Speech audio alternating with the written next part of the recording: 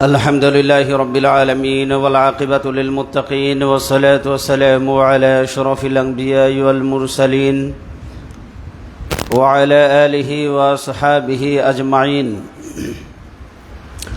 قال الله تبارك وتعالى في كلامه المجيد وفرقانه الحميد: إن أول بيت وضع للناس للذي ببكة مباركا وهدى للعالمين فيه آيات بينات مقام إبراهيم ومن دخله كان آمنا ولله على الناس حج البيت من استطاع إليه سبيلا.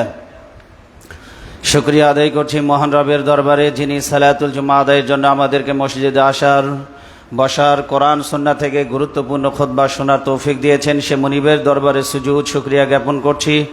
সকলে পড়ছি নতশিরে আলহামদুলিল্লাহ। আমরা আজকে কথা বলবো হজ, উমরার ফজিলত এবং প্রয়োজনীয় কিছু কথা। যেহেতু আমরা জিলকাদ মাসের 29 তারিখে অবস্থান করছি, আগামীকাল থেকে জিলহজ মাসের 1 তারিখ।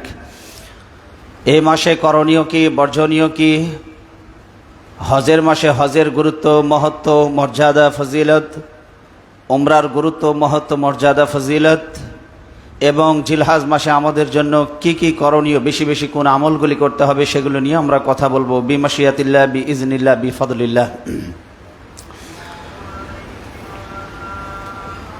পৃথিবীর সর্বপ্রথম ইবাদত খানায় আল্লাহ সুবহানাহু ওয়া তাআলা হজ এবং উমরা দুনিয়ার মানুষের জন্য অনুষ্ঠানের ব্যবস্থা করে দিয়েছেন। আর এই ঘর আল্লাহ সুবহানাহু ওয়া তাআলা বিশ্ববাসীর জন্য বানিয়েছেন বরকতময়। কি বানিয়েছেন বলুন? বানিয়েছেন হেদায়েত, বানিয়েছেন শান্তি এবং নিরাপত্তার প্রতীক। কোন ঘর বলুন? কোন ঘর? কাবা ঘর। কোন ঘর? শান্তি, নিরাপত্তা, স্থিতিশীলতার প্রতীক হচ্ছে কাবা ঘর, বাইতুল্লাহ, আল্লাহর ঘর। আল্লাহ পবিত্র কোরআনে বাইতুল্লাহ সম্পর্কে তিনি বলছেন, ইন্না আউয়ালা বাইতিন উদিআ লিন-নাস, পৃথিবীর ইতিহাসে প্রথম মানবমণ্ডলীর জন্য নির্মিত হয়েছে একখানা ঘর, লাল্লাযী মুবাক্কাত আল্লাল্লাযী বিবাক্কাতা, যেটা অবস্থিত হলো মক্কায়, মুবারাকাম ওয়া হুদাল লিল আলামিন, আল্লাহ মক্কায় অবস্থিত এই পৃথিবীর বাসীর জন্য নির্মিত প্রথম ঘর। এটাকে বানিয়েছেন মুবারক, বরকতময়, বানিয়েছেন হুদা, হেদায়াতের মার্কাজ, ওয়া হুদাল লিল আলামিন, বিশ্ববাসীর জন্য হেদায়েতের মার্কাজ। ফিহি আয়াতুম বাইয়িনাত, আল্লাহ বলছেন সেখানে রয়েছে সুস্পষ্ট নিদর্শন। মাকামু ইব্রাহিম, ইব্রাহিম আলাইহিস সালামের পায়ের চিহ্ন, অর্থাৎ মাকাম ইব্রাহিম এটাকে বলা হয়। এটা হলো সুস্পষ্ট নিদর্শন, ইব্রাহিম আলাইহিস সালামের দাঁড়ানোর স্থান। ওমান দাখালাহু কানা আমিনা, যে ব্যক্তি আল্লাহর এই গৃহে প্রবেশ করবে, আল্লাহর পক্ষ থেকে সে দুনিয়ার জীবনে নিরাপত্তা লাভ করবে। সুবহানাল্লাহ বলেন। পৃথিবীতে এমন কোনো ঘর আছে যেখানে ঢুকলে নিরাপত্তা পাওয়া যাবে?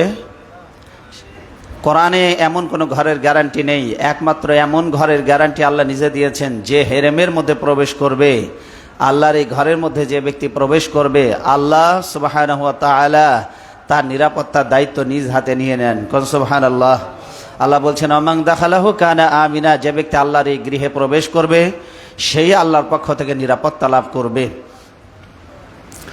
পৃথিবীর ইতিহাসে পর্যালোচনা করলে আমরা দেখতে পাই, পৃথিবীর কুখ্যাত এবং নিকৃষ্ট কাফের যে রাসূল সাল্লাল্লাহু আলাইহি ওয়াসাল্লামকে গালিগালাজ করত, তার নর্তকীদেরকে দিয়ে নাচাতো, রাসূল সাল্লাল্লাহু আলাইহি ওয়াসাল্লামের বিরুদ্ধে কুৎসা রটনা করত, ঠাট্টা বিদ্রূপ করত, সেই ইবনে খাতালকে ওখানেও হত্যা করা হয়েছিল।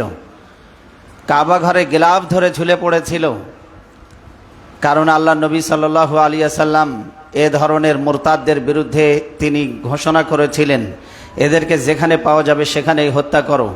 সাহাবাই কেরাম তাদেরকে খুঁজতে লাগলেন। ইবনে খতল চিন্তা করলো, সাহাবিদের সামনে যদি পড়ি তাহলে ওরা আমাকে আস্ত ছেড়ে দেবে না। আমার বাঁচার একটাই পথ, সেটা হলো আমি যদি হেরেমের মধ্যে প্রবেশ করি তাহলে ওরা আমাকে মারতে পারবে না। হেরেমের মধ্যে প্রবেশ করেছে বাঁচার জন্য। সাহাবাই কেরাম বললেন, হে আল্লাহ রসুল, ইবনে খতল কাবা ঘরে গিলাফ ধরে ঝুলে পড়েছে, আপনার সিদ্ধান্ত কি তার ব্যাপারে? আল্লাহ সুবহানাহু ওয়া তাআলা সাময়িক সময়ের জন্য সেখানে যেই প্রবেশ করবে নিরাপত্তা লাভ করবে। কিন্তু ইবনে খাতলের ব্যাপারে আল্লাহর পক্ষ থেকে ঘোষণা এলো, ওহির মাধ্যমে জানানো হলো ইবনে খাতলের ব্যাপারে কোনো নিরাপত্তা নেই, আমি আল্লাহর পক্ষ থেকে নিরাপত্তা আমি তুলে নিলাম। আল্লাহর নবী ঘোষণা করলেন, ও সাহাবীরা, ওকে ওই কাবা ঘরের গিলাফ ধরে ঝুলন্ত অবস্থায় হত্যা করে ফেলো। এরপর থেকে আল্লাহ নবী বললেন, আর কখনোই হেরেমের মধ্যে রক্তপাত সংগঠিত হবে না। চিরকালের জন্য কিয়ামত পর্যন্ত হেরেমের মধ্যে রক্তপাত নিষিদ্ধ করে দেওয়া হয়েছে। হজের বিধান মানা হলো ফরজ, হজের বিধান না মানা হলো কুফুরি। হজের বিধান মানা কি বলুন? আল্লাহ নিজেই বলছেন, ওয়ালিল্লাহি আলান নাসি হিজ্জুল বাইতি মান ইসতাতাআ ইলাইহি সাবিলা। আল্লাহর এই ঘর পর্যন্ত পৌঁছানোর সামর্থ্য যার আছে, আল্লাহর সন্তুষ্টি অর্জনের জন্য সে যেন আল্লাহর এই ঘর পর্যন্ত সে যেন পৌঁছে যায়, এটা তার জন্য বাধ্যতামূলক, অপরিহার্য করা হয়েছে। ওমান কাফারা, যে হজের বিধানকে অস্বীকার করবে, ফাইন্নাল্লাহা গানিয়্যুন আনিল আলামিন, যে হজের বিধানকে অস্বীকার করবে সে কাফের হয়ে যাবে। সে কি হবে? ফাইন্নাল্লাহা গানিয়্যুন আনিল আলামিন, আল্লাহ সমগ্র সৃষ্টিকুলের ব্যাপারে সম্পূর্ণ অমুখাপেক্ষী। সুতরাং যার আল্লাহর এই ঘর পর্যন্ত পৌঁছার সামর্থ্য আছে সে যেন আল্লাহর সন্তুষ্টি অর্জনের জন্য হজ সম্পাদন করে। এ আহ্বান করেছেন কে? এ হুকুম কে দিয়েছেন? সবাই বলেন, কে দিয়েছেন? আল্লাহ দিয়েছেন। সূরা আলে ইমরানের 97 নম্বর আয়াতে হজের মাধ্যমে বাইতুল্লাহ এবং তার আশেপাশে বিশ্ব মুসলিম উম্মার বিশ্ব সম্মেলন কেন্দ্র গঠিত হয়, বিশ্ব মুসলিম উম্মার বিশ্ব সম্মেলন অনুষ্ঠিত হয়। পৃথিবীতে এত বড় গ্যাদারিং পয়েন্ট, পৃথিবীতে এত বড় মানুষের সম্মেলন স্থল পৃথিবীতে আর কোথাও নেই। হজের পরে পৃথিবীতে এত বড় মুসলমানদের বিশ্ব সম্মেলন, বিশ্ব ইজতেমা আর কোথাও হয় না। তাই যে সমস্ত পাগলেরা বিশ্ব ইজতেমাকে যারা হজের সাথে তুলনা করে, বিশ্ব ইজতেমা তার মর্যাদায় সে উদ্ভাসিত হতে পারে, সেখানে গিয়ে মানুষেরা দ্বীন ইসলাম শিখতে পারে, সেটা ঠিক আছে, কিন্তু হজের সঙ্গে তুলনা করার মতো কিছুই হয়নি।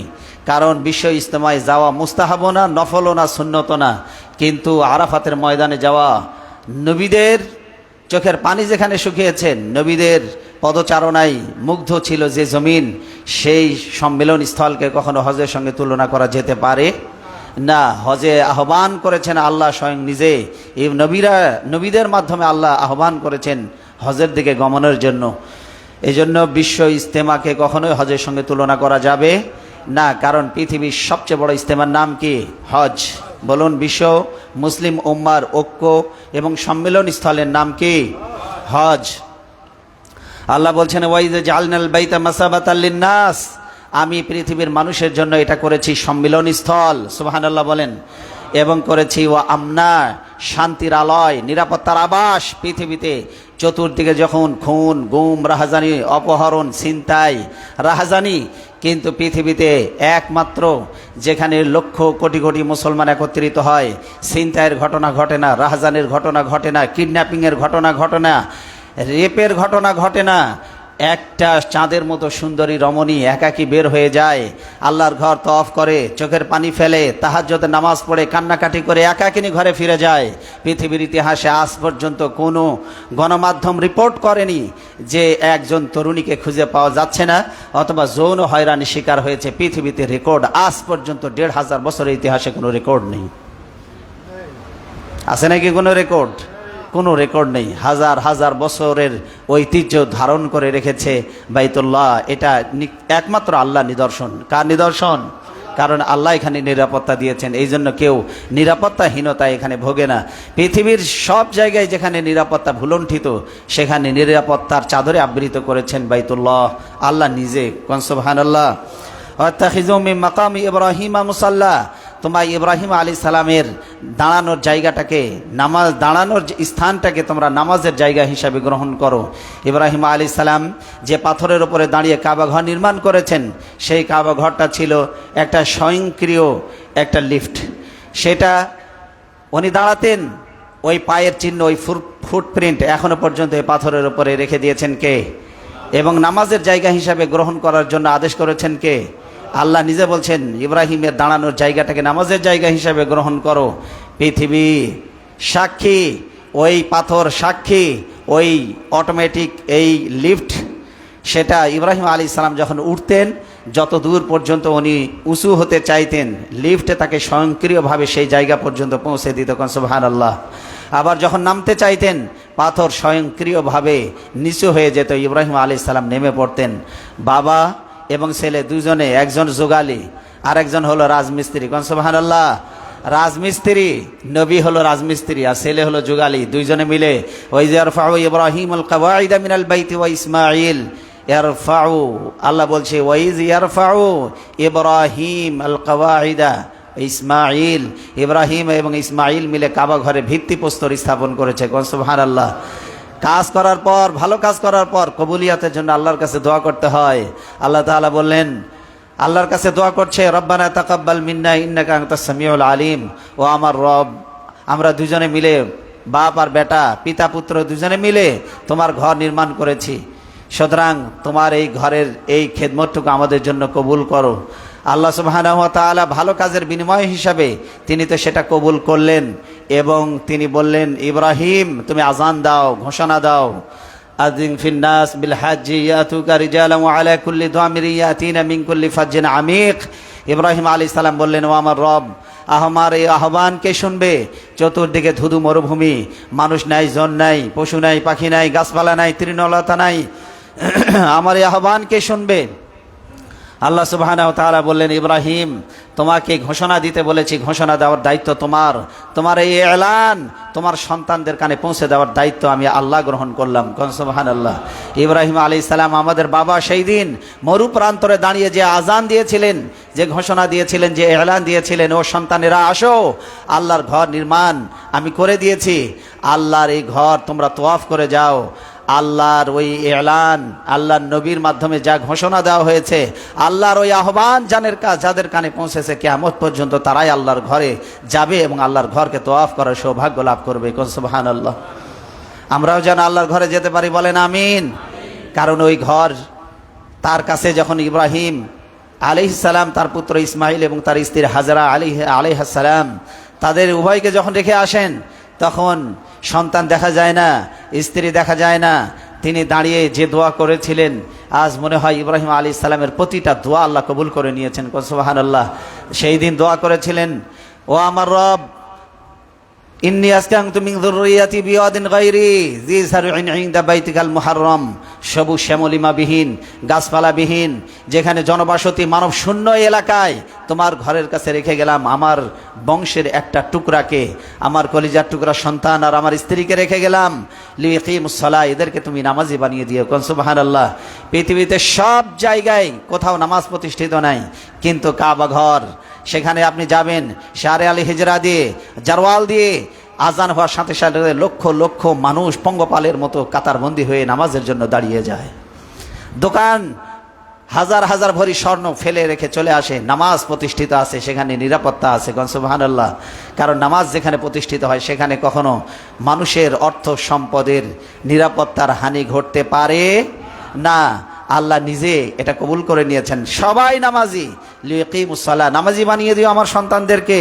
ফাজআল আফইদাতাম মিনান নাস, আর মানুষের দিলকে আকৃষ্ট করে দিও। পৃথিবীর যে প্রান্তেই আমার সন্তানেরা থাকবে, তোমার এই ঘর তওয়াফ করতে ওরা যেন পৃথিবীর প্রান্তর থেকে যেন এখানে ছুটে আসে। দোয়া কবুল হয়েছে না হয় নাই? বলেন হয়েছে না হয় নাই?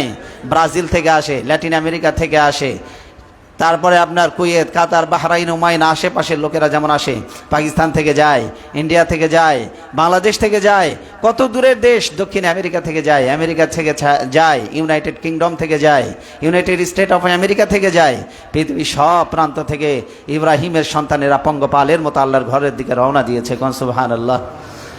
মানুষের দিল আকৃষ্ট হয়ে গেছে, দেহ থাকে পৃথিবীর যে প্রান্তেই পড়ে থাকুক, মন থাকে আল্লাহর ঘরে। কথা বলেন ঠিক কিনা? যাওয়ার আকাঙ্ক্ষা আছে না নাই? ওই ইব্রাহিম আলাইহিস সালাম আমাদের পিতার দোয়া। আর দোয়া করেছিলেন, ওয়ারযুকহুম মিনাস সামারাত, আয় আমার রব তুমি এদেরকে ফল দ্বারা রিজিক দিও। কি দ্বারা? বলেন কি দ্বারা?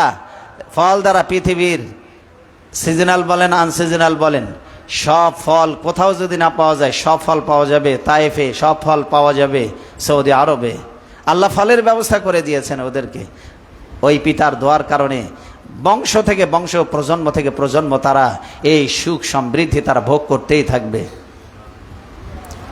এই জন্য আল্লাহর ঘরে আল্লাহ সবাইকে কবুল করবে না, সামর্থ্য থাকলেও কবুল করবে বিষয়টি এমন নয়। কারণ অনেকে সামর্থ্য আছে, যাওয়ার সৌভাগ্য হয় নাই, আবার সামর্থ্য নাই, আল্লাহর কাছে এমনভাবে চোখের পানি ফেলেছে, ও আমার রব তোমার ঘর যেন আমি তওয়াফ করতে পারি, টাকা নাই, পয়সা নাই, অর্থ নাই, সম্পদ নাই, বিত্ত নাই, বৈভব নাই, কেউ চেনে না, এমন লোকদেরকেও আল্লাহ তার ঘরে মেহমান বানিয়ে দিয়েছেন। কোন সুবহানাল্লাহ। এই জন্য আল্লাহর ঘরে যাওয়ার জন্য আমাদের কামনা বাসনা আছে তো? কথা বলেন আছে? আছে। আল্লাহ যেন আমাদের সবাইকে তার ঘরে মেহমান বানিয়ে নেন, বলেন আমিন। আল্লাহ সূরা আল বাকারায় 125 নম্বর আয়াতে বলে দিলেন, আমি এটাকে করেছি মানুষের জন্য সম্মিলন স্থল। এরপরে হজ ব্রত পালন, পৃথিবীর যত ইবাদত আছে এর মধ্যে সর্বশ্রেষ্ঠ ইবাদতগুলির একটি। কোন সুবহানাল্লাহ। আল্লাহ নবীর কাছে প্রশ্ন করা হলো, আইয়ুল আমাল আফজালু, হে আল্লাহ নবী কোন আমল আল্লাহর কাছে সবচেয়ে বেশি প্রিয়? 1 নম্বরে নবীজি বললেন, পৃথিবীতে সবচেয়ে উত্তম আমল হলো আল্লাহকে এক আল্লাহ বলে বিশ্বাস করা, মেনে নেওয়া। কোন সুবহানাল্লাহ।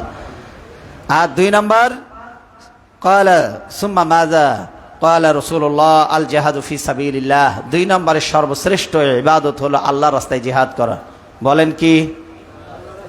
সবাই বলেন, আল্লাহর রাস্তায় জিহাদ করা। ক্বালা সুম্মা মাযা, আরেকবার জিজ্ঞাসা করা হলো, হে নবী তারপরে নেক আমল আল্লাহর কাছে সবচেয়ে প্রিয় আমল কোনটি? নবীজি বললেন, ক্বালা হজ্জুন মাবরুর, আই হজ্জুন মাকবুল, কবুল হজ আল্লাহর কাছে সর্বশ্রেষ্ঠ ইবাদত। 1 নম্বরে ঈমান, 2 নম্বরে জিহাদ, 3 নম্বর কবুল হজ, আল্লাহর কাছে সবচাইতে প্রিয় আমল। এটা বলা হয়েছে সহিহ আল বুখারীর 1519, সহিহ আল মুসলিমের 248 নম্বর হাদিস। হজ যে ব্যক্তি করে আল্লাহ তাকে নিষ্পাপ বানিয়ে দেন। কোন সুবহানাল্লাহ। সবাই বলেন সুবহানাল্লাহ। আল্লাহ নিষ্পাপ বানিয়ে দেন। বলেন কি বানিয়ে দেন? হজ যারা করবে, আল্লাহ রসুল সাল্লাল্লাহু আলাইহি ওয়াসাল্লাম তাদের ব্যাপারে বলছেন, মান হাজ্জা লিল্লাহ, যে আল্লাহর জন্য হজ করলো, আর ফালাম ইয়ারফুস, যে ব্যক্তি রফস করে নাই, ফুসু আলাম ইয়াফসুক, ফুসুক করে নাই, রাজা কায়াউমিন ওয়ালাদাতুহু উম্মুহু, সে ওই দিনের মতো নিষ্পাপ হয়ে গেল যেই দিন তার মা তাকে প্রসব করেছিল। নিষ্পাপ অবস্থায় দুনিয়াতে যেমন এসেছিল, আল্লাহ সেই দিনের মতো তাকে নিষ্পাপ বানিয়ে দেন। সুবহানাল্লাহ বলতে ইচ্ছা করলো না ভাইরা? কি হয়ে যায়? নিষ্পাপ, বেগুনাহ, মাসুম হয়ে যায় একটা মানুষ হজ করার পরে। শর্ত হলো রফাস আর ফুসুক করা যাবে না। বলেন কি করা যাবে না? রফাস আর ফুসুক। রফাস মানে হলো যৌন অপরাধ, যৌন সংক্রান্ত অবৈধ যত সম্পর্ক আছে। স্ত্রী নিয়ে গেলেও যৌন কার্যকলাপ করতে পারবেন না, সম্পূর্ণ নিষিদ্ধ। আপনার পুরোটা সময় ব্যয় হবে আল্লাহর চিন্তা, আল্লাহর ধ্যান এবং জ্ঞানে। যৌন যত অপরাধ আছে সবগুলির নাম হচ্ছে রফাস। আর ফুসুক কাকে বলা হয়? প্রকাশ্য পাপাচারে লিপ্ত হয়, এটাকে বলা হয় ফুসুক। মুসলমানকে গালি দেওয়া, এটা হলো ফাসিকি। ওখানে যায় গালি দিতে পারবেন না কাউকে, সংযত হতে হবে, কারোর সাথে মারামারি করতে পারবেন না, কারো রক্তপাত ঘটাতে পারবেন না। এই সবগুলি হজে গিয়ে মেনে চলতে হবে। কিন্তু বাংলাদেশে বাঙালিদের এত রক্ত গরম যে এরা ধৈর্য ধারণ করতে পারে না। যারা হজ করতে যায়, রফাস ফুসুক এই দুটা যে কোনো একটা করে বসে। স্ত্রী নিয়ে গেছে, স্ত্রীর সাথে যৌন কর্ম সম্পাদন করে, যৌন আবেদনমূলক কথাবার্তা বলে, ওখানে গিয়ে প্রকাশ্যে গালিগালাজ করে, মুআল্লিমকে গালিগালাজ করে। আর যারা মুআল্লিম, যারা হজ করতে নিয়ে যায়, ব্যবসায়িক ধান্দায় নিয়ে যায়, হাজিদেরকে আসলে আক্ষরিক অর্থে তাদের হজ কিভাবে কবুল হবে সেই চিন্তাও করে না। কথা বলেন ঠিক কিনা? উভয়ের সমন্বয়হীনতার কারণে কারো হজই কবুল হয় না। এই জন্য আমাদের যারা হজ করতে যাবেন তাদেরকে সতর্ক হতে হবে। রফাস এবং ফুসুক, যৌন আবেদনমূলক কোনো ক্রিয়া সম্পাদন করা যাবে না। রফাস প্রকাশ্যে গালিগালাজ এবং প্রকাশ্যে কোনো পাপ কাজে লিপ্ত হওয়া যাবে না। এটা বলা হয়েছে সহিহ আল বুখারীর 1521, 1819, 1820, সহিহ আল মুসলিমের 1350 এবং 3291 নম্বর হাদিসে স্পষ্ট বলে দেওয়া হয়েছে। এতগুলি হাদিসে এই হাদিসের পুনরাবৃত্তি হয়েছে। কবুল হজের বিনিময় হলো একমাত্র জান্নাত। কোন সুবহানাল্লাহ। কবুল হজের বিনিময় একমাত্র কি বলুন সবাই? কবুল হজের বিনিময় একমাত্র জান্নাত। আল্লাহ নবী কি বলছেন শুনুন, আল উমরাতু ইলাল উমরা, এক উমরা থেকে আরেক উমরা পর্যন্ত, কাফফারাতুন লিমা বাইনাহুমা, যত গুনাহ হয়েছে সব আল্লাহ ক্ষমা করে দেন। সুবহানাল্লাহ বলেন ভাই, সুবহানাল্লাহ বলেন। জীবনে সব গুনাহ মাফ। কি সুযোগ! আল হজ্জুল মাবরুর লাইসা লাহু জাযাউন ইল্লাল জান্নাহ। আর কবুল হজ, তার বিনিময় তো আল্লাহর কাছে জান্নাত ছাড়া আর কিছুই নয়। কবুল হজের একমাত্র বিনিময় হলো আল্লাহর জান্নাত। কবুল হজের একমাত্র বিনিময় কি বলুন? জান্নাত। জান্নাতে যেতে চাই? জান্নাতে যাওয়ার ইচ্ছা আছে? জীবনে একবার হলেও কবুল হজ করতে চাই, ইচ্ছা আছে? ইচ্ছা আছে? যেভাবে বললেন তাতে মনে হয় ইচ্ছা নাই। ইচ্ছা আছে? আল্লাহ কবুল করুক, বলেন আমিন।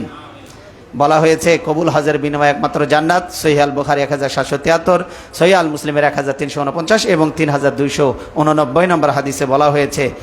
অনেকে চিন্তা করতে পারেন হজ করলে এত টাকা যাবে, 5-7 লাখ টাকা খরচ হয়ে যাবে, আমি তো গরিব হয়ে যাব। এই ওয়াসওয়াসা শয়তান আপনার অন্তরে দিতে পারে না? পারে না? কথা বলেন, পারে না? পারে না? পারে। এই চিন্তা যাতে না আসে সেই জন্য 1500 বছর আগে নবীজি কি বলেছেন শুনুন। হজ এবং ওমরা করলে মানুষ কোনোদিন দারিদ্র হয় না, গরিব হয় না, ফকির হয় না। আল্লাহ নবী বলেন তাবিউ বাইনাল হজ্জি ওয়াল উমরা, তোমরা যখন হজ করতে যাবে হজের সাথে ওমরাও করে নিও। কোন সুবহানাল্লাহ। হজও করো, সাথে কি করো? ওমরাও করে নিও, দুইটাই করে নিও। ফাইন্নাহুমা ইয়ানফিয়ানিল ফাকরা ওয়াজ যুনুব, দারিদ্রতা এবং পাপ এমনভাবে জীবন থেকে আল্লাহ দূর করে দেন হজের কারণে।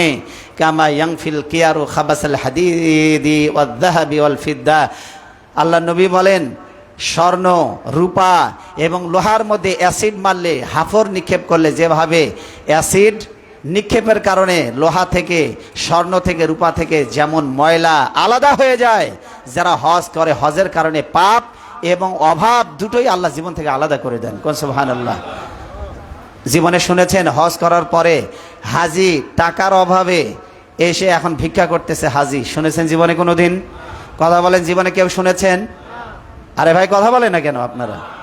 জীবনে শুনেছেন কোনো হাজিকে ভিক্ষা করতে? শোনেন নাই কেন? 7-8 লাখ টাকা খরচ হয়ে যায়, এসে তো গরিব হওয়ার কথা। হাজি হজ করে এসে আরো গরিব হয়েছে। জীবনে শুনেছেন? ভাঙা থালা নিয়ে ফুটপাতে ভিক্ষা করে বেড়াচ্ছে, শুনেছেন কোনোদিন? কারণ জীবনে কোনোদিন হবে না। আল্লাহ নবীর হাদিস, কারণ দারিদ্রতা দূর হয়ে যায়, অভাব দূর হয়ে যায় জীবন থেকে হজ করে আসার পর। কে বরকত ঢেলে দেন? আল্লাহ নিজে বরকত ঢেলে দেন। আমার এক স্যার, আমার সহকর্মী, কেমিস্ট্রি স্যার, তিনি বলছেন আমি 2 বছর 72 লক্ষ টাকা ইনকাম করেছি হজ থেকে আসার পরে। আল্লাহ কি বরকত ঢেলে দিয়েছেন। এই জন্য আমরা হজ এবং উমরা একসাথে করব, দারিদ্রতার ভয় করব না। বরকত দেওয়ার মালিক আল্লাহ, সম্পদ সব খাজানা আল্লাহর হাতে। কার হাতে? তিনি আমাদেরকে দিবেন, এ আশা আছে তো ইনশাআল্লাহ? আল্লাহর উপরে এই ভরসা আছে। আল্লাহ বলছেন লাইসা লিল হাজ্জাতিল মাবরুর, আল্লাহ নবী বলেন লাইসা লিল হাজ্জাতিল মাবরুর, কবুল হজ যদি কারো কবুল হয়ে যায়, সাওয়াবুন ইল্লাল জান্নাহ, তার বিনিময় হলো একমাত্র আল্লাহর জান্নাত। কোন সুবহানাল্লাহ। আল্লাহ যেন হজের বিনিময়ে আমাদেরকে জান্নাত দিয়ে দেন, বলেন আমিন। আল্লাহ আমরা যারা হজ করতে পারি নাই আমাদেরকে তোমার ঘরে মেহমান বানিয়ে নাও, বলেন আমিন। রাসূলুল্লাহ সাল্লাল্লাহু আলাইহি ওয়াসাল্লাম আমর ইবনুল আসকে লক্ষ্য করে বললেন, ও আমর ইবনুল আস, শোনো, 3টা কাজ করলে মানুষের জীবনে যত গুনাহ আছে সব মাফ হয়ে যায়। কয়টা কাজ? 3টা কাজ অতীত জীবনে সব গুনাহ মাফ করে দেয়। কোন সুবহানাল্লাহ। আলিমতা আমা আলিমতা, আল্লাহ নবী বললেন হে আমর ইবনুল আস, তুমি কি জানো আনাল ইসলাম ইয়াহদিমু মা কানা ক্বাবলাহু, একটা মুসলিম যেদিন ইসলাম কবুল করবে, যেদিন ইসলাম কবুল করবে অতীত জীবনের সব গুনাহ মাফ। কোন সুবহানাল্লাহ। আর একটা হলো ওয়াইনাল হিজরাতা তাহদিমু মা কানা ক্বাবলাহা, ইসলামের জন্য, দিন ইসলাম রক্ষার জন্য কেউ যদি নিজের দেশ, নিজের ভিটা মাটি ছেড়ে দিয়ে কেউ যদি আল্লাহর জন্য আরেক স্থানে চলে যায়, যেখানে গেলে ঈমান বাঁচাতে পারে, যেখানে গেলে আমল টিকাতে পারে, এইরকম জায়গায় ছেড়ে দিয়ে সে ভালো একটা জায়গায় চলে গিয়েছে, ভালো একটা দেশে গিয়েছে যেখানে ইসলাম পালন করতে কোনো বাধা নেই, সে ঈমান আমল হেফাজতের জন্য বাড়িঘর ছেড়ে দিয়েছে, আল্লাহ নবী বলেন তার অতীত জীবনের সব গুনাহ মাফ। সুবহানাল্লাহ। ওয়া ইন্নাল হাজ্জা ইয়াহদিমু মা কানা ক্বাবলাহু, আর আল্লাহ নবী বললেন যে ব্যক্তি হজ করে এসেছে তার অতীত জীবনের সব গুনাহ আল্লাহ ক্ষমা করে দেন। কয়টা কাজ করলে 3 জীবনের সব গুনাহ মাফ হয়ে যায়? 3টা। 1 নম্বরে বলুন যে ব্যক্তি ইসলাম কবুল করেছে, 1 নম্বরে ইসলাম কবুল করার কারণে অতীত জীবনের সব গুনাহ মাফ। 2 নম্বরে যে ব্যক্তি হিজরত করেছে আল্লাহর জন্য, সে তার জীবনের গুনাহ মাফ। আর যে ব্যক্তি হজ করেছে তার অতীত জীবনের সব গুনাহ মাফ। আল্লাহ যেন আমাদেরকে এই ভালো মানুষের কাতারভুক্ত করে রাখেন, বলেন আমিন। সহিহ আল মুসলিমে 321 নম্বর হাদিস, মাবরুর হজ হচ্ছে সর্বশ্রেষ্ঠ জিহাদ। সর্বশ্রেষ্ঠ জিহাদের নাম কি বলুন? মাবরুর হজ মানে হলো কবুল হজ। মাবরুর হজ মানে কি বলুন? হযরতে আয়েশা সিদ্দিকা রাদিয়াল্লাহু তাআলা আনহা নবীজির স্ত্রী বললেন, হে আল্লাহর রাসূল, আমরা দেখছি জিহাদের মতো এত বড় ফজিলত আর নাই, কিন্তু আমরা মেয়েরা জিহাদ থেকে বঞ্চিত, আপনি আমাদেরকে জিহাদের অনুমতি দেন। আল্লাহ নবী কি বললেন? আল্লাহ নবী বললেন, ও আয়েশা, তুমি তো সর্বোত্তম আমল মনে করো জিহাদকে। হ্যাঁ, তোমার কথা ঠিক, কিন্তু তোমাদের জন্য আল্লাহ জিহাদের ব্যবস্থা রেখেছেন, কিন্তু সেই জিহাদে মারামারি নাই। সেই জিহাদের নাম হচ্ছে আফজলুল জিহাদে হজ্জুল মাবরুর। যেই জিহাদে মারামারি নেই, তোমাদের জন্য সর্বশ্রেষ্ঠ জিহাদ, ওইটার নাম হলো কবুল হজ। সুবহানাল্লাহ। মারামারি নাই, জীবন দেওয়ার প্রশ্ন নাই, কিন্তু কবুল হজ, জিহাদের সমপরিমাণ সওয়াব আল্লাহ দান করে দিবেন। কিসের বিনিময়? কবুল হজের বিনিময়। আল্লাহ যেন আমাদেরকে এই সৌভাগ্য দান করেন, বলেন আমিন। সহিহ আল বুখারী 1520, ফাতহুল বারী 3 নম্বর খণ্ডের 382 নম্বর পৃষ্ঠায় এই হাদিসটি বর্ণনা করা হয়েছে। ছোট বড়, নারী পুরুষ সবার জন্য জিহাদ। নাম কি? হজ। নাম কি বলুন? হজ। আবু হুরায়রা রাদিয়াল্লাহু তাআলা আনহু তিনি বলছেন, জিহাদুল কবীর বড় মানুষের জিহাদ হলো, ওয়াস সাগীর ছোট মানুষের জিহাদ, ওয়াদ দাঈফ দুর্বলদের জিহাদ কি? আল মারাতি নারীদের জিহাদ। কোনটা? আল হজ ওয়াল উমরা, হজ এবং উমরা। ছোট বড় দুর্বল নারী সবার জন্য জিহাদ। নাম কি? হজ। আল্লাহ যেন এই হজের এই নিয়ামত এবং এর ফজিলত মর্যাদা সবটুকুন যেন আমাদেরকে হজের বিনিময়ে আমাদেরকে দান করেন, বলেন আমিন। নাসাই শরীফের হাদিস 2626 নম্বর হাদিস, রাসূল সাল্লাল্লাহু আলাইহি ওয়াসাল্লাম আরো বললেন, আয়েশা রাদিয়াল্লাহু তাআলা আনহা তিনি বলেন, আমি আল্লাহ নবীকে জিজ্ঞাসা করলাম, হাল আলা নিসাই মিন জিহাদ? হে আল্লাহ নবী, আমরা তো দেখতে পাচ্ছি শুধু পুরুষ মানুষেরা জিহাদে যায়, আমরা নারীরা ঘরে বসে থাকি, আমরা তো জিহাদ করার সুযোগ পাই না। পুরুষেরা তো আমাদের চাইতে বেশি সওয়াব তারা অর্জন করে ফেলেছে। আল্লাহ নবী কি বললেন? ক্বালা নাআম আলাইহিন্না, হ্যাঁ, নারীদের উপরেও জিহাদ আছে, তবে লা কিতালা ফি, সেই জিহাদে কোনো মারামারি নাই, রক্তপাত নাই, খুনাখুনি নাই। সেখানে কি রয়েছে? আল হজ ওয়াল উমরা, হজ এবং উমরার বিনিময়ে রক্তপাত ছাড়াই আল্লাহ জিহাদের সওয়াব তোমাদেরকে দান করে দেন। সুবহানাল্লাহ বলেন ভাই, সুবহানাল্লাহি বিহামদিহি। ইবনে মাজাহ 2901, ইবনে খুজাইমা 3074 এবং মুসনাদ আল আহমদের 24794 নম্বর হাদিস। আল্লাহ ফেরেশতাদেরকে নিয়ে গর্ব করেন, যারা হজ করতে যায় তাদের আমল দেখে আল্লাহ ফেরেশতাদের উপরে গর্ব করতে থাকেন। কিভাবে? শুনুন, মা মিন ইয়াউমিন আকসারু মিন আই ইউতিকাল্লাহু ফিহি আবদান মিনান নার মিন ইয়াউমি আরাফা ওয়া ইন্নাহু লা ইয়াদনু সুম্মা ইউবাহি বিহিমুল মালায়েকা ফায়াকুলু মা আরাদা হাউলা। কুল সুবহানাল্লাহ।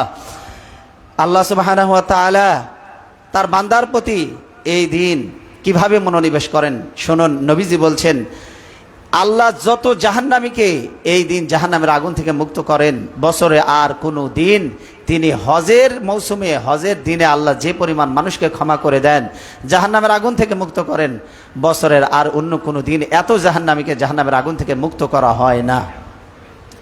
এত মানুষকে আল্লাহ ক্ষমা করে দেন। মিন ইয়াউমে আরাফা, সেই দিনটা হলো আরাফা, কারণ আরাফার দিনই হলো হজের দিন, কারণ আরাফাতের ময়দানে অবস্থান করা ফরজ। আরাফার দিনই কিসের দিন বলুন? আরাফায় মানেই হজ।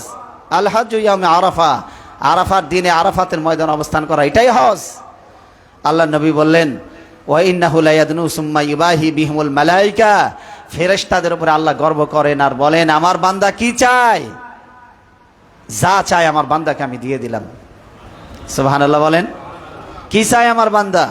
মা রাদা হাউলা, এরা কি চায়, তারা কি চেয়েছে? ও ফেরেশতারা, ফেরেশতারা গর্ব করেন আর ফেরেশতাদের উপরে আল্লাহ গর্ব করেন, কারণ ফেরেশতারা আমাদেরকে তৈরি করতে দিতে চায় নাই। পৃথিবীতে আমরা আসি, এটা বিরোধিতা করেছিল সবার আগে ফেরেশতারা। কারা? কারণ তারা বলেছিল, ওয়াসফিকুদ দিমা ওয়া নাহনু নুসাব্বিহু বিহামদিকা ওয়া নুকদ্দিসু লাক, এই জাতিকে আপনি বানাবেন না, এই আদম সন্তান এরা জমিনে গিয়ে মারামারি ঘটবে, কাটাকাটি করবে, হিংসা বিদ্বেষ করবে, ফিতনা ফাসাদ ছড়াবে। আজ আমরা করি না? হ্যাঁ, ফেরেশতাদের কথাও ঠিক, ওদের বিরোধিতা করার যৌক্তিক কারণ ছিল, কিন্তু এটাও তো ঠিক, এই নাফরমানদের মধ্যে, এই খারাপ মানুষের মধ্যে আল্লাহর কত প্রিয় বান্দা আছে যারা আল্লাহর একত্ববাদের ঘোষণা দেয়। ফেরেশতারা তারা খাবার থেকে বিরত থাকে? এই আদম সন্তান রমজান মাসে যখন রোজা রাখে, আরাফার দিন যখন রোজা রাখে, মুহররম মাসে যখন রোজা রাখে, তখন এরা ফেরেশতার মতো খাবার থেকে বিরত থাকার কারণে ফেরেশতার চরিত্র নিজের মধ্যে নিয়ে চলে আসে। কোন সুবহানাল্লাহ। ফেরেশতারা আল্লাহর প্রশংসা করে, আমরাও আল্লাহর প্রশংসা করি। ফেরেশতারা আল্লাহর একত্ববাদের ঘোষণা দেয়, আমরাও আল্লাহর একত্ববাদের ঘোষণা দেই। আল্লাহ তখন খুশি হয়ে যান, ও ফেরেশতারা, তোমরা বলেছিলে আমার বান্দাদেরকে বানাতে নিষেধ করেছিলে, এরা রক্তপাত করবে, দেখো এরা আমার বড়ত্বের ঘোষণা দিচ্ছে, ওরা আমার একত্ববাদের ঘোষণা দিচ্ছে। ওরা কি চায়? ফেরেশতারা সাক্ষ্য থাকো, যা চায় আমার বান্দাদেরকে আমি দিয়ে দিলাম। সুবহানাল্লাহ বলেন সবাই। এই দিনে সবচেয়ে বেশি লাঞ্ছিত হয় ইবলিস, সবচেয়ে বেশি লাঞ্ছিত অপমানিত হয়। নাম কি বলেন? সবাই বলেন নাম কি? আপনাদের গলার আওয়াজ শুনে মনে হলো যে এর নাম মনে হয় জীবনে প্রথম শুনলেন। ইবলিসের নাম আর শোনেন নাই মনে হয় এর আগে। সবাই বলেন নাম কি? সবচাইতে বেশি অপমানিত হয়, লাঞ্ছিত হয়, পদদলিত হয় এই দিন হলো ইবলিস। কেন? ভালো করে শুনুন হাদিস। আল্লাহর নবী আরাফার দিন সন্ধ্যার সময় আল্লাহর নবী আল্লাহর কাছে দোয়া করলেন, হাত উঠালেন। কি দোয়া? ও আমার রব, তুমি জালিমদেরকেও ক্ষমা করে দাও, যারা মানুষের উপর অবিচার করে ওদেরকেও ক্ষমা করে দাও, আর যারা মুজলুম, যারা অত্যাচারিত ওদেরকেও ক্ষমা করে দাও। আল্লাহ জানালেন, জালিমদেরকে আমি ক্ষমা করব না, মজলুমদেরকে আমি ক্ষমা করে দেব। আল্লাহ জানালেন, শুনতেছেন কথা? ভালো করে শোনেন। আল্লাহ বললেন, জালিমদের ব্যাপারে কোনো ক্ষমা নেই আমার কাছে, তবে হে নবী, আমি তোমার মজলুম উম্মতদেরকে ক্ষমা করে দিলাম। আল্লাহ নবী, কারণ জালিমও আল্লাহ নবীর উম্মত, মজলুমও আল্লাহ নবীর উম্মত। আল্লাহ নবী জালিমের ব্যাপারেও দয়ালু, মজলুমের ব্যাপারেও কত দয়ালু। তিনি বলছেন, ও আল্লাহ, যার উপরে জুলুম করা হয় তুমি বেহেশত ও নিয়ামত বাড়াইয়ে দিয়ে মজলুমকে একটু কমাইয়ে দিয়ে তাও তুমি জালিমকে ক্ষমা করে দাও। কথা বোঝেন নাই মনে হয়? জালিমকে একটু নিয়ামত কম দাও, মজলুমকে একটু তার জুলুমের কারণে নিয়ামত একটু বাড়ায় দাও, যেহেতু তার উপর অবিচার করা হয়েছে। কিন্তু জালিমের নিয়ামত কমাই দিও, ওকেও তুমি জান্নাত দাও, কিন্তু যার উপরে জুলুম করা হয়েছে ওকে একটু নিয়ামত বেশি করে দিও, কারণ সে তো অত্যাচারিত। কিন্তু জালিমকেও ক্ষমা করে দাও। কিন্তু আল্লাহ নবীর এই দোয়া সকাল পর্যন্ত কবুল হয়নি। অবশেষে আল্লাহ নবীকে আল্লাহ জানালেন, ও হাবিব, তুমি যে দোয়া করেছো যে জালিমকেও ক্ষমা করে দাও, মজলুমকেও ক্ষমা করে দাও, আর জালিমের জুলুমের কারণে মজলুম ব্যক্তিকে জান্নাতে নিয়ামত বাড়িয়ে দিও, আমি এই দোয়াও কবুল করে নিলাম, তোমার জালিম উম্মতকেও ক্ষমা করে দিলাম, মজলুম উম্মতকেও ক্ষমা করে দিলাম। এই কথা শোনার পর ইবলিস সে নিজের ধ্বংস আর মৃত্যু কামনা করতে লাগলো। ইবলিস কি করতে লাগলো? কথা বলেন, কি করতে লাগলো? ইবলিস ধ্বংস আর মৃত্যু কামনা করতে লাগলো। সে বলল, আমি জালিমদেরকে জুলুম করাই, সেই জালিমও কি অবশেষে সে আল্লাহ জান্নাতে যাবে? তাহলে এই উম্মতের আর কে বাকি থাকলো? সবাই তো জান্নাতে চলে গেল। আমার কষ্ট, আমার পরিশ্রম সবগুলিকে এরা নিষ্ফল করে দিল। এভাবে জালিম যখন জান্নাতে যাবে, এই ঘোষণা যখন এলো আল্লাহর পক্ষ থেকে, সবচেয়ে বেশি লাঞ্ছিত, অপমানিত, জিল্লতি আর সবচেয়ে বেশি পদদলিত হতে লাগলো ইবলিস, কারণ সে চরমভাবে হতাশ হয়ে গেল। আর এই দোয়া, এই প্রতিশ্রুতি আল্লাহর নবীকে দেওয়া হয়েছিল আরাফার দিন, সেই হজের দিনে। সবাই জালিম হলেও আল্লাহর পক্ষ থেকে ক্ষমা পাবে, মজলুম হলেও আল্লাহর পক্ষ থেকে ক্ষমা পাবে। কোন সুবহানাল্লাহ। এই জন্য জুলুম করেন না আবার ইচ্ছা করে মানুষের উপরে। মানুষের উপরে ইচ্ছা করে জুলুম করলে সেটার প্রতিশোধ কিন্তু আল্লাহ নেবেন, কিন্তু সেই আযাব সহ্য করার ক্ষমতা আপনার আমার নেই। আছে নাকি ক্ষমতা? এই জন্য পৃথিবীতে কোনো জালিম দেখবেন শেষ পর্যন্ত তার শেষ ইন্তেকাম মানুষের প্রতি যারা ষড়যন্ত্র করেছে, মানুষের অকল্যাণ কামনা করেছে, মানুষকে ফাঁসাইয়েছে, মিথ্যা সাক্ষ্য দিয়েছে, মানুষের অকল্যাণ কামনা করেছে, এদের শেষ পরিণতি কত এক মানুষ, হাজারো মানুষের কারণ হত্যার কারণ হয়েছে না হয় নাই? পৃথিবীতে অ্যাডলফ হিটলার 60 লক্ষ ইয়াহুদিদেরকে একাই হত্যা করেছে। আবার ওই ইয়াহুদিদের বংশ উদ্ভূত বনিয়ামিন নেতানিয়াহু, সে লক্ষ লক্ষ আদম সন্তান বনি ইসরাইলদের এই নিকৃষ্ট পাপী সন্তান, সে মুসলমানদের রক্ত ঝরাচ্ছে ফিলিস্তিনের মাটিতে।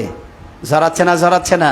তাহলে এক সন্তান, এক মানুষ যদি হয় হাজারো মানুষ হত্যার কারণ, তাহলে তাকে অল্প সময়ে শাস্তি দিলে হবে না, এই জন্য আল্লাহ তার দেহটাকেও বাড়াবেন, বিশাল দেহ, আর লক্ষ কোটি কোটি বছর জাহান্নামের আগুনে ফেলে রাখবেন।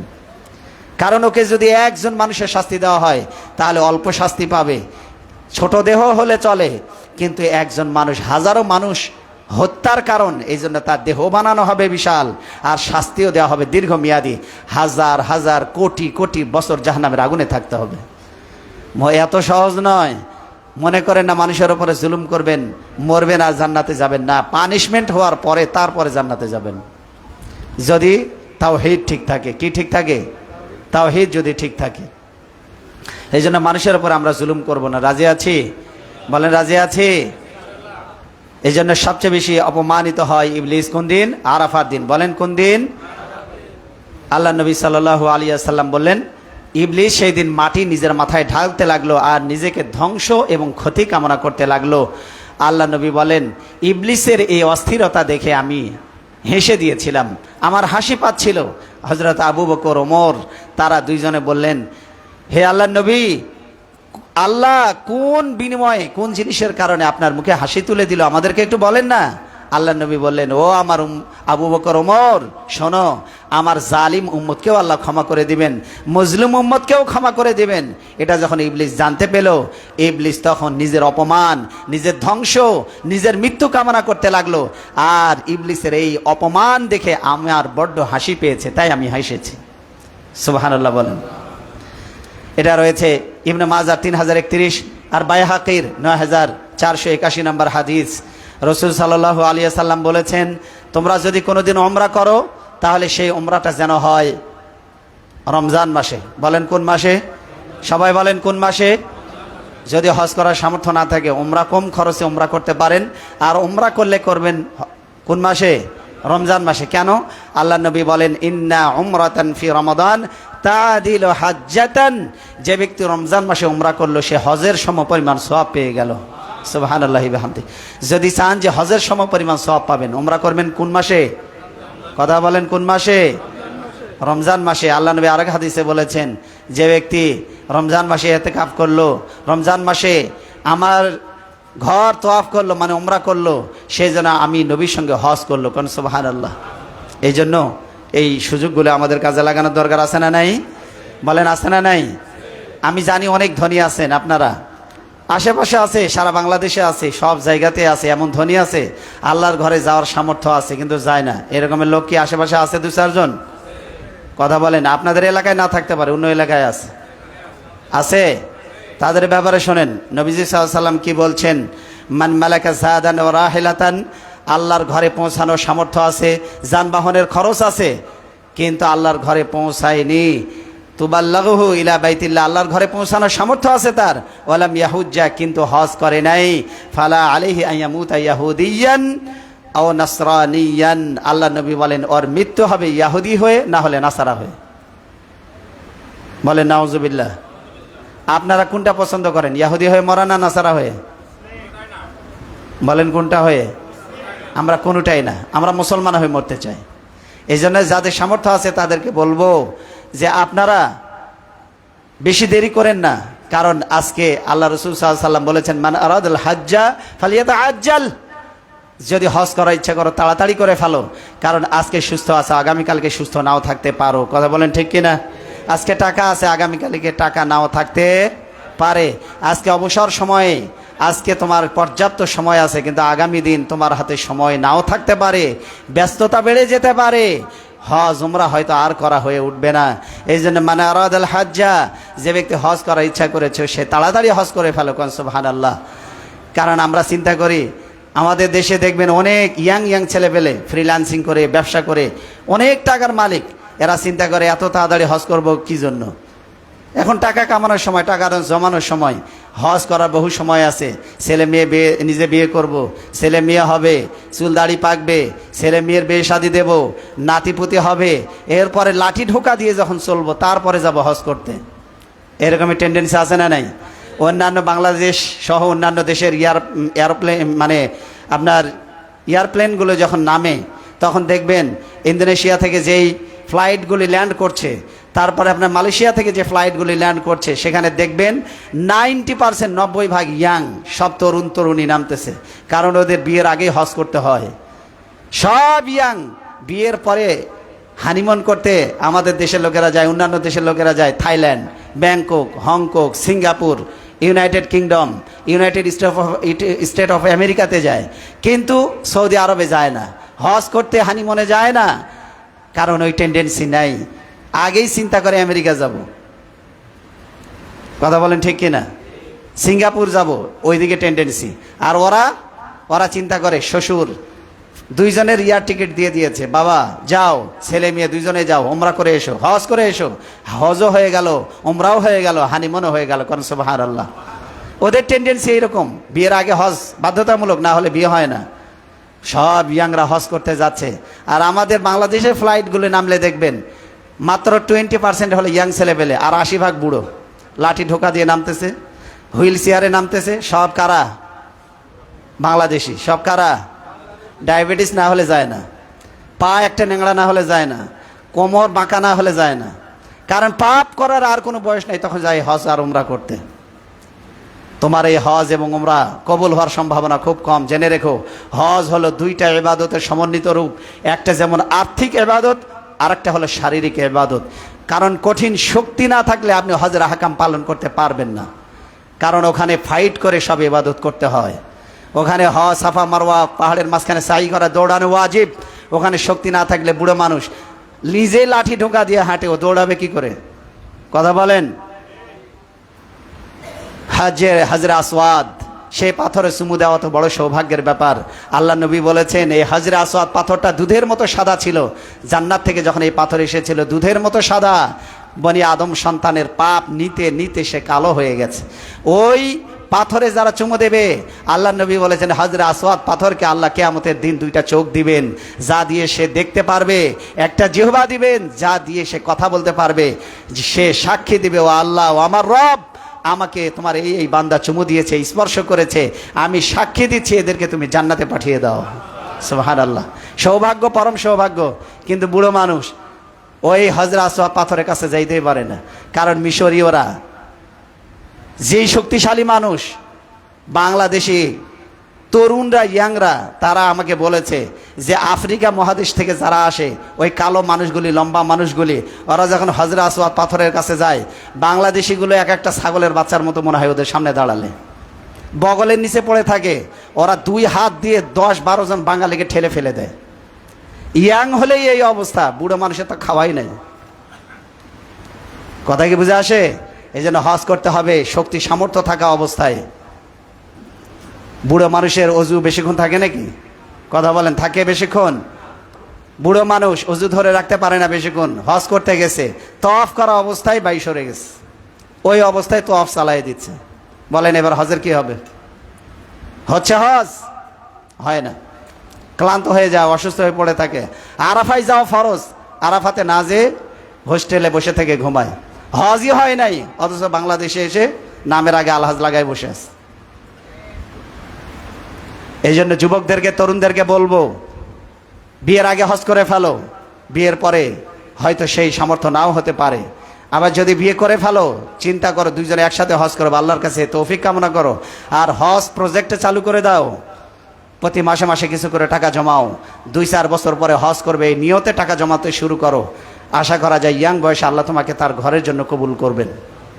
বলেন আমিন। কারণ আল্লাহর ঘরে যাওয়ার জন্য মুখাপেক্ষী আমরা, আল্লাহ মুখাপেক্ষী নন। কারণ আল্লাহর কি ক্ষতি হবে আপনি আমি হজে না গেলে? কারণ আল্লাহ তো আমাদেরকে ঘর থেকে বহিষ্কারই করে দিয়েছিলেন করোনার সময়। কত মানুষ যেতে চেয়েছিল, আল্লাহ ঢুকতে দেন নাই। আল্লাহ বলেছেন, তোদের দরকার নেই, বের হ আমার ঘর থেকে। আজ মুসলমানদের রক্ত ঝরে, তোরা নীরব। তোদের মতো নালায়েক মুসলমানের কোনো প্রয়োজন আমার নেই, তোদের মতো অপদার্থ বান্দার কোনো দরকার নেই। তোদেরকে শেষ করে দিয়ে আমি নতুন একটা প্রজন্ম তৈরি করব, যারা আমার অনুগত হবে, যারা আমার বাধ্যগত হবে।